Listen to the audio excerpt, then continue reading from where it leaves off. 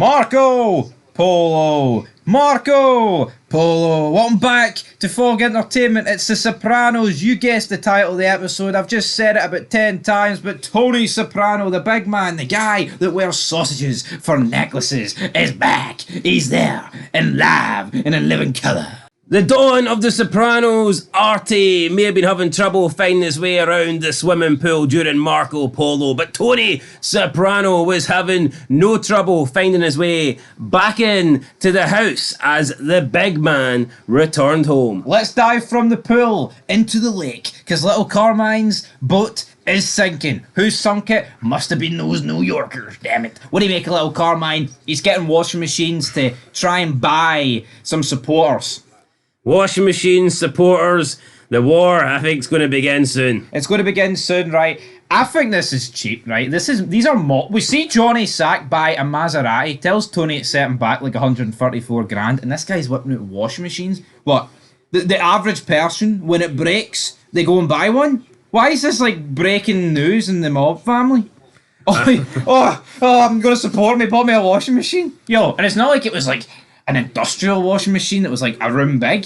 It was like a normal one. Yeah, it wasn't like a Gustavo Fring one that you can put cash in or something and it cleans your money. Aye. It was just your average laundry washing machine that cleans clothes. Washing machines live longer with Tony.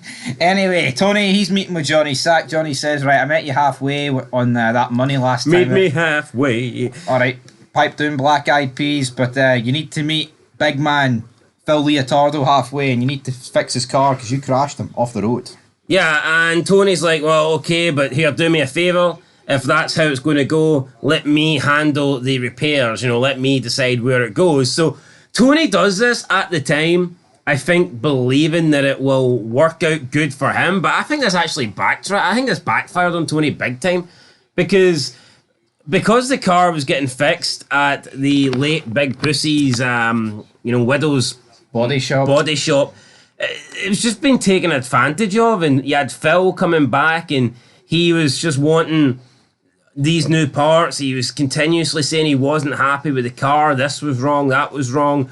There was just no satisfying him. He was pretty much demanding a whole new car, and I just think that if they'd have went elsewhere, then Tony would have probably been able to avoid that. I get what Tony was thinking, that if he got it done at Angie's body shop, then he could lower the costs, but it just seems that Phil was believing that he could take advantage of that and end up, getting more done to the car, therefore costing Tony more money in the long run. Tony B is then sent over to try and ease tensions, but essentially Johnny gets a free seat. Not Johnny, Phil gets a free seat for $2,000.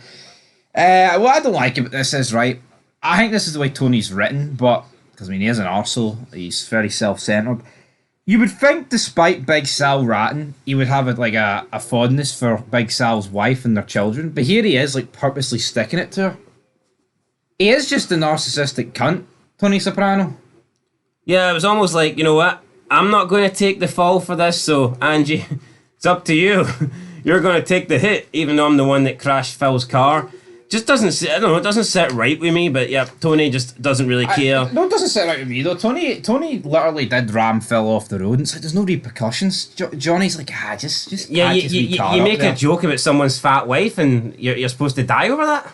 Yeah, I don't get it, but I mean, the only thing this did for me is it introduced Tony B to Phil and Joey Peeps, who, obviously Joey Peeps at the end of the episode, I think Tony B will have a few words to say to him, but yeah, pretty much the rest of this episode is literally centered around big Carmela's father, Hugh, his birthday, his surprise birthday, which he finds out for Junior. Again, Junior's an arsehole, ruined this guy's birthday because he can't go. Yeah, Junior couldn't go, but we just pretend it was a death. They could have said it was a funeral in the back garden or something. Aye, but he had a big breakdown last time. But he tells you they're not happy. Carmela then says Tony's not coming, Barry, and he doesn't take it well. Tony's, if the man of the house not going to be there, I'm not. Fuck you. You know what? Fair play to Hugh. He stuck up for Tony here. He's fucking right. He did. Trying to protect his son-in-law. Yep. Carmela's mum, I absolutely hate her. Just trying to appeal to some of Hugh's old friends who are stuck up Oh, they're real Italians. I actually hate the identity Who crisis. cares if they're real Italians? Tony's got more money than all of them. No, I don't even know if they're real. I think they're actually in America, but they've spent a lot of their life in Italy. See the identity crisis that the Yeah, but Americans have about, oh, well, we're not like real Italians. And fuck, you moved back then. Yeah, but she's like embarrassed with Tony Soprano or whatever. He's not a real Italian or whatnot. Disapproves of him. Thinks that he's like a half caste or whatever. He's a fake. But So are you. But who cares? Like, Tony's got more money than all your real Italian 100% blooded friends. So, I mean, what's more important, having 100% Italian blood or having money and being successful? Yeah, honestly, I just don't. I don't like the mother. I think the father's very likable. Tony arrives though with the sausages around him, and he gives him a gun, big ass gun.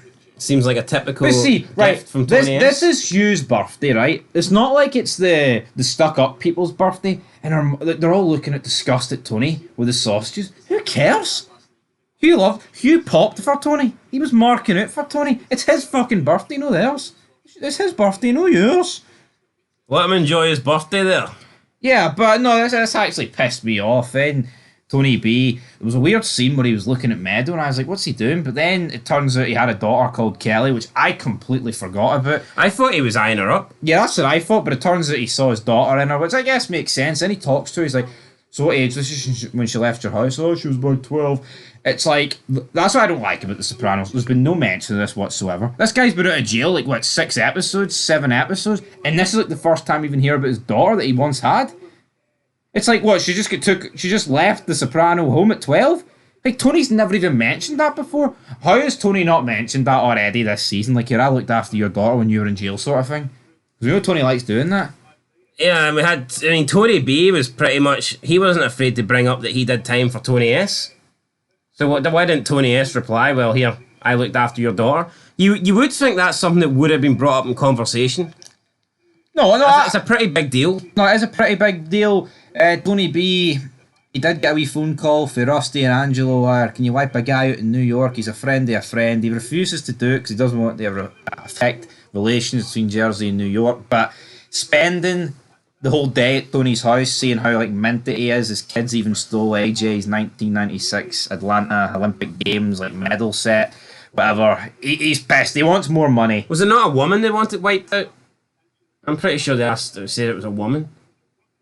No, it was Joey Peeps they killed. Fair enough.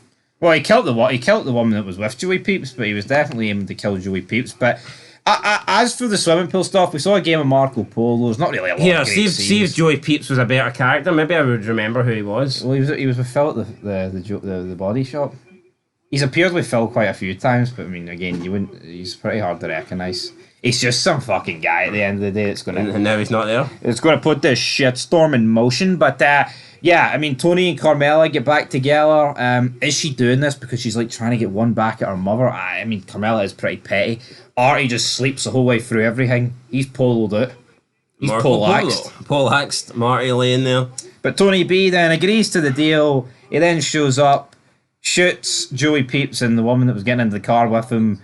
As he shoots him, the car rolls forward because he put it in drive and it runs over his foot and he starts hopping away comically. It's just that's something that would only happen in The Sopranos. It's like a Soprano-esque type of not a kill. Obviously, it wasn't a kill or death, but an injury where something dumb and stupid and phony just happens like that. Have you not noticed though in the mob, right? It's like Tony and the Orange just getting shot. That was worse than this. Like, but have you not noticed though in mob stuff? It's almost like when they do a hit. They don't wear masks or cover their identity. It's almost like a pride thing. Like, here, there's nothing to hide. Because why the fuck would he just walk down a street here and get into his own car after dropping 2 people? I know it's 2004, but there's cameras. There's eyewitnesses. He's an affiliate of the Tony Soprano crew. Honestly, though, see, watching The Sopranos, take away the Twin Towers that just disappeared. Yeah, I think you would believe that The Sopranos is set a lot later than 2004 at this point. Earlier. Well, later back, earlier. Yeah, I know, I get that vibe. The Sopranos to me looks like an 80s kind of show. It was the 80s, but yeah, I mean, a pretty good and ending. I guess it was easier to kill people in the 80s. I think in 2024, if you're going for like honor kills or hits or whatever, you probably would wear a mask or something to hide your identity. I can't imagine people still go, unless you run the law or something like that, then I guess you don't need to hide nothing. No, absolutely. But here, I enjoyed this ending. It pretty much sets up the rest of the show. It spirals out of control for here. So, yeah, I mean, it was pretty filler, but I like the fact it focused on Tony B a lot. I like the character. I like Tony B, but you know what? He should have just stayed in his little massage thing or whatever. Massage parlor. That's the one. That's the one. Anyway, I'll give this episode a 7. I enjoyed it. I'll get a 7 as well. It was a solid 7. It was a solid 7. Predictions, what do you think will happen going forward? All Out War. Deaths, hit me with them. Oh, fuck, I know everything. Oh, God. I'm going to go... Who's going to die this season? Not the... Ooh, who's going to die this... Bobby,